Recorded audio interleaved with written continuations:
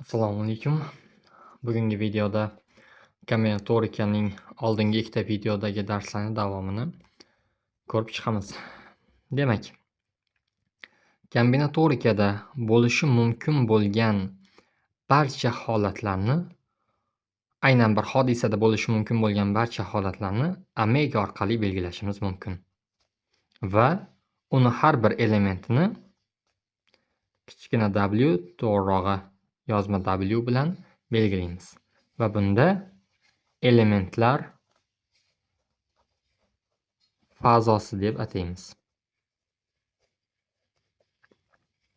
Deylik, raqam tanlandi deb so'z boshlandi. Raqam tanlangan bo'lsa, nechta nimalar bo'lishi mumkin? 0 bo'lishi mumkin, 1, 2, 3, 4 va hokazo va hokazo va hokazo. 9. Va o'shani toq bo'lish ehtimolligini toping deydigan bo'lsa, bizda aynan shu elementlar fazosidan toqlarni tanlab chiqamiz. 1, 3, 5, 7, 9. Va toq bo'lish ehtimolligi, ya'ni toq bo'lishiga yordam berayotgan elementlarning soni taqsim hamma son. M taqsim n deydigan bo'lsak, bizga yordam berayotgan hodisalar soni taqsim hammasi. Demak, PA'miz teng bo'ladi. Bizga yordam beradigan toqlar soni 1, 2, 3, 4, 5 ta. Jamiga nisbati 1 taqsim 2 ga teng bo'ladi. Endi qo'shimcha o'rganishimiz kerak bo'ladigan yana bitta narsa bu holatlarning Venn diagrammasida tasvirlanishi. Ikkinchi qism deb ketaylik. Masalan, A holat bo'ladigan bo'lsa, Venn diagrammasida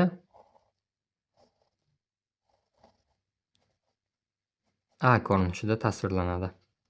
Umumiy holat omega bo'ladi. Agar toq sonlar bo'ladigan bo'lsa, A ning ichida toq sonlar va tashqarisida juft sonlar hisoblanadi va umumiy hammasi raqamlarni tashkil qiladi, ya'ni omegani tashkil qiladi. Va deylik, xuddi shu yerda ikkita holat bo'lsa, ya'ni ikkita hodisa, bittasi A, bittasi B va uning umumiysi.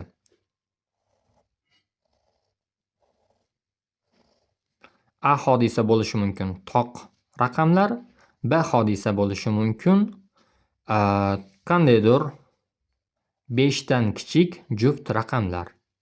O'shanda ularning umumiy qismi bo'lmaydi. Ya'ni toq va juft raqamlar umumiylikka ega emas. Umumiy omega.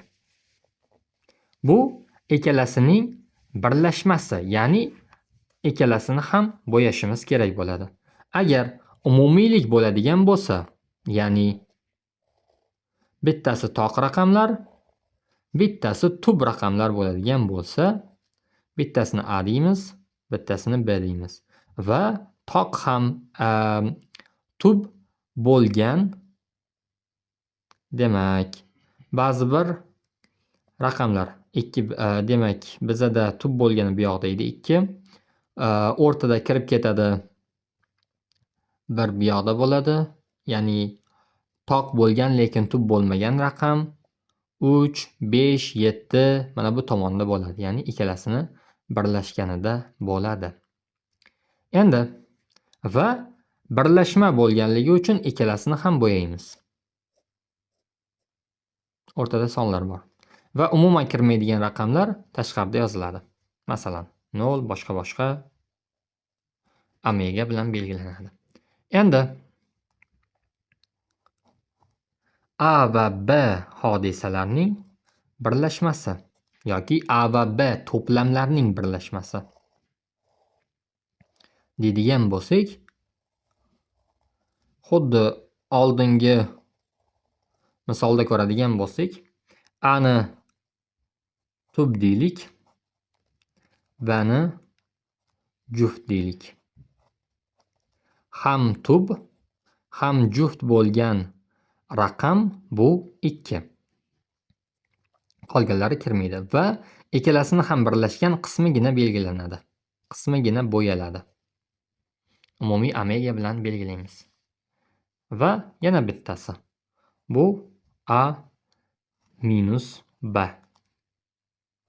Ya'ni A to'plamdan B ga tegishli bo'lgan qismini olib tashlaymiz. A to'plam B to'plam bo'ladigan bo'lsa, B ga kirganligi uchun, ya'ni B ga ham kirganligi uchun mana shu qismini bo'yamaymiz va qolgan qismini bo'yaymiz. Mana shunaqa qilib. Endi yana bittasi bu A uchburchak B. Bunda A to'plam va B to'plamning umumiy qismidan boshqa A va B to'plamning qismlari. Umumiy qismi kirmaydi. Va tashqarisi ham kirmaydi. Omega, omega. Va yana bitta o'rganishimiz kerak bo'lgani inkori, ya'ni A to'plamning inkori. Bunda A to'plam beriladigan bo'lsa, A to'plamdan tashqari hamma joy.